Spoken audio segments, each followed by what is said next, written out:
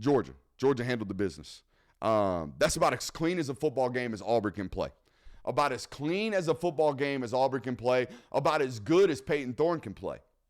About as good as Peyton Thorne can play. Y'all play that game. I'm going to pull a Hugh Freeze line. If Georgia and Auburn were to play that game 9 more times, Georgia beats them progressively worse 9 more times. That's as clean as Auburn's going to get. An 18-point loss on the road in the SEC, that's as good as Auburn's 2024 season can be, in my opinion. They played as clean as they could. No turnovers. Peyton Thorne had one bad mistake on 4th and 1 that Hugh Freeze was more than happy to throw him under the bus about. But here's the thing.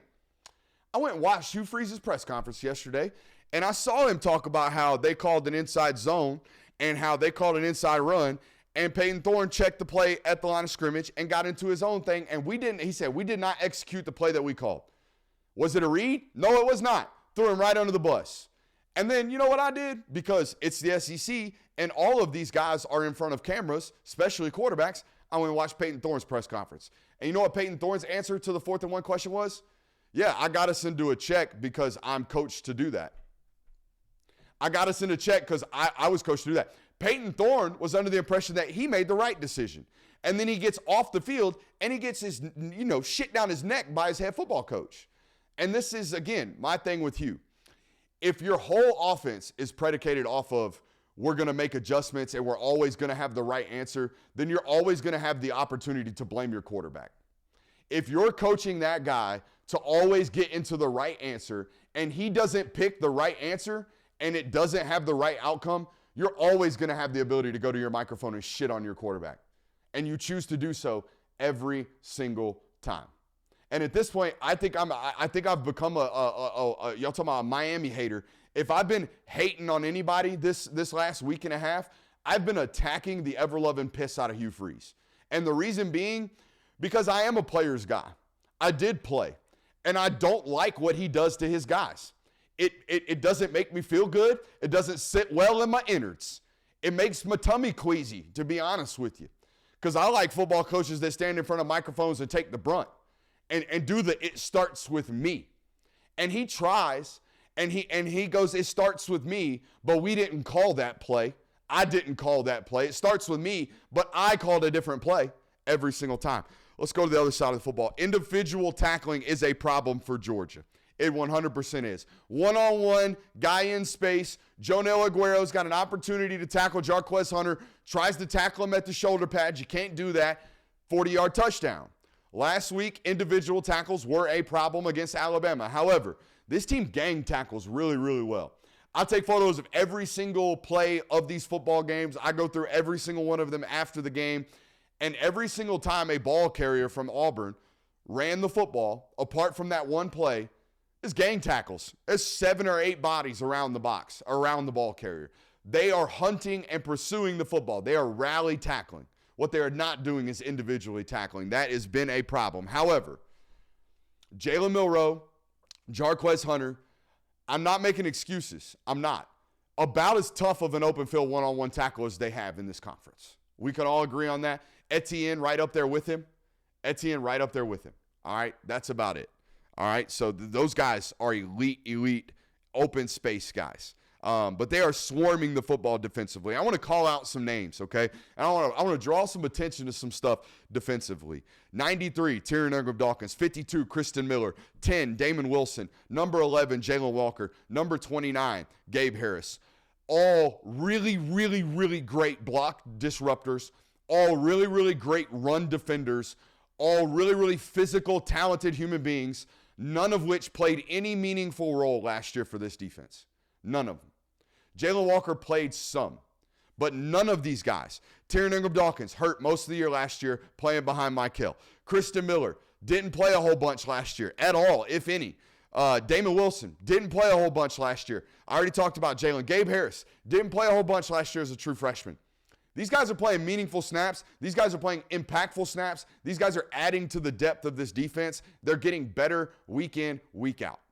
Just felt like it needed to be pointed to, okay? All impacting the line of scrimmage, none of which were in a meaningful role this year, last year. 17 and 93 have made themselves so much money. Dan Jackson and Tyrion Ingram-Dawkins, If you put the evaluation on $300,000, I would take over maybe for both of them. I think Terry Ingram Dawkins might be a 3rd-round draft pick now, whereas before this year he might have been a 6th or 7th-round draft pick. Like he's got 6 sacks this year, 5.5 sacks. He had 2 Saturday and missed 2 more. I mean, it's just an incredible year for 93.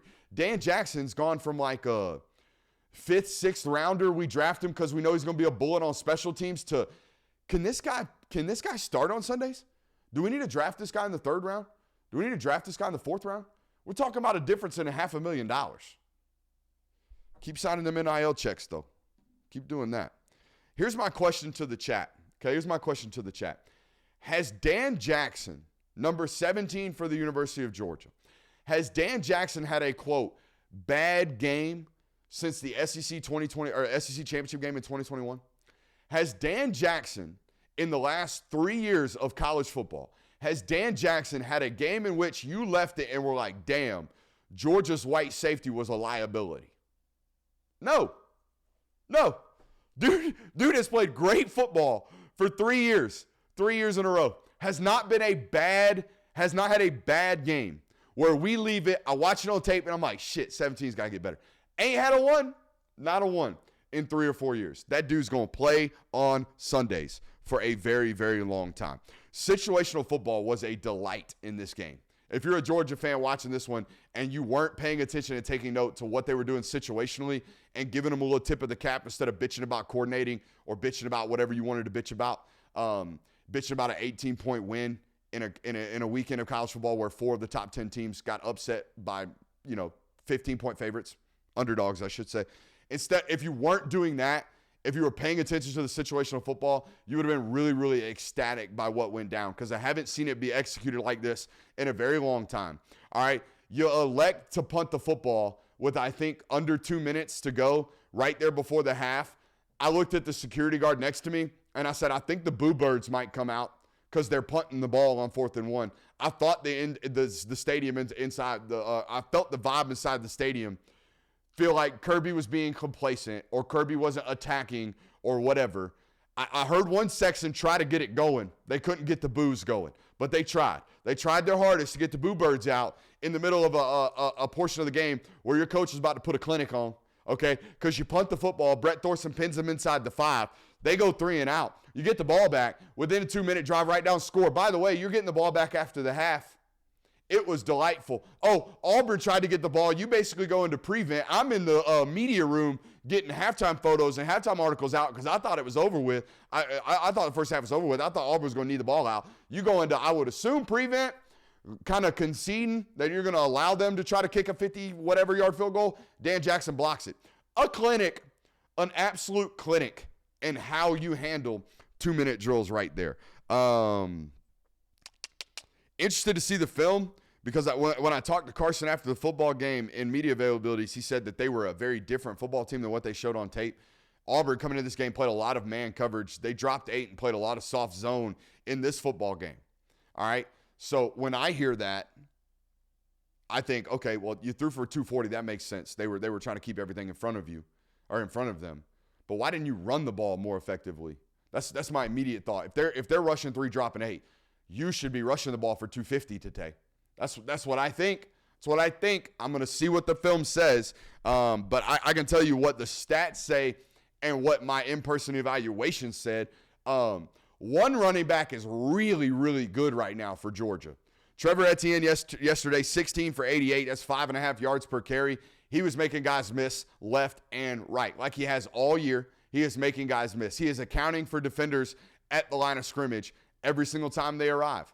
The other backs, 15 for 52. That's 3.4 yards per carry. I'm not going to single any one of those individuals out. You guys will. The rest of the backs either need to match the energy, match to production, or Trevor Etienne needs to become a workhorse. There is no, in tight football games at least. And I believe if we really paid attention to the run counts when it was 14-10 on that 10-play, 75-yard drive, I would imagine Etienne got the bulk of that. I'm going to have to go back and look, but I would imagine he does. The wide receiver rotation to me is getting clearer and clearer by the day.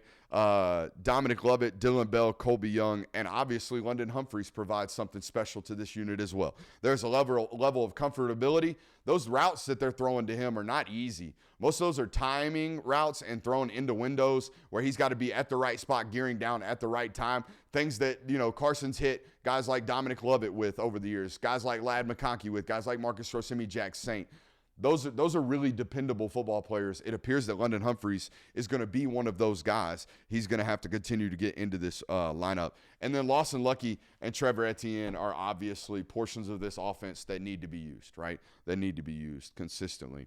Kirby Smart called out Georgia fans and said that, he was really disappointed with the home field advantage. I'm going to be honest.